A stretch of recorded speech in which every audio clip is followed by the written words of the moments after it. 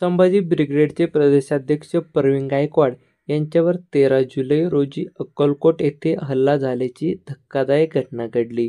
एका सत्कार समारंभासाठी अक्कलकोट येथे आले असता शिवधर्म फाउंडेशन आणि शिवभक्तांच्या काही कार्यकर्त्यांनी त्यांना काळं फासून डोक्यावर काळी शाई टाकून धक्काबुक्की केली.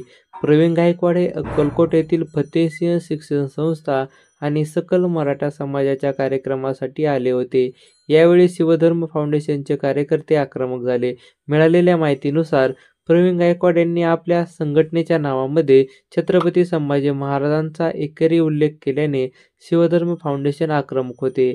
त्याचबरोबर त्यांनी स्वामी समर्थांचा एकेरी उल्लेख करून त्यांचा अवमान केल्याचाही राग पदाधिकाऱ्यांच्या मनात होता. यापूर्वी शिवधर्म फाउंडेशनने संभाजी ब्रिगेडच्या विरोधात उपोषण देखील केले होते. याच रागातून सत्कार समारंभाच्या ठिकाणीच प्रवीण गायकवाड यांना काळं फासण्यात आले आणि त्यांच्या अंगावर शाई ओतण्यात आली. या घटनेदरम्यान त्यांना गाडीतून बाहेर खेचत धक्काबुक्की करण्यात आली आणि त्यांचे कपडेही फाडले गेले. या हल्ल्याप्रकरणी पोलिसांनी तातडीने कारवाई करत दीपक काटे याला ताब्यात घेतले. दीपक काटे हा भाजपचा पदाधिकारी असल्याचे आणि भाजप युवा मोर्चाचा प्रदेश सचिव असल्याची माहिती समोर आली आहे. शिवसेना उभाटा गटाच्या नेत्या सुषमा अंधारे यांनी आरोप केला आहे की दीपक काटे हा रेकॉर्डवरील गुन्हेगार असून भाजपचा सक्रिय पदाधिकारी तसेच चंद्रशेखर बावनकुळे यांचा निकटवर्तीय आहे.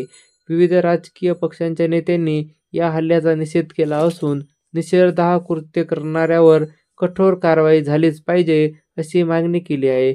या घटनेमुळे सोलापूरसह राज्यभरातील राजकीय वातावरण तापले आहे. पोलीस या प्रकरणाचा अधिक तपास करत आहे. मित्रांनो, जर तुम्हाला ही माहिती आवडली असेल तर व्हिडिओला लाईक आणि आपल्या खरी बातमी या मराठमोळ्या यूट्यूब चॅनलला सबस्क्राईब करायला अजिबात विसरू नका. धन्यवाद. जय हिंद, जय महाराष्ट्र.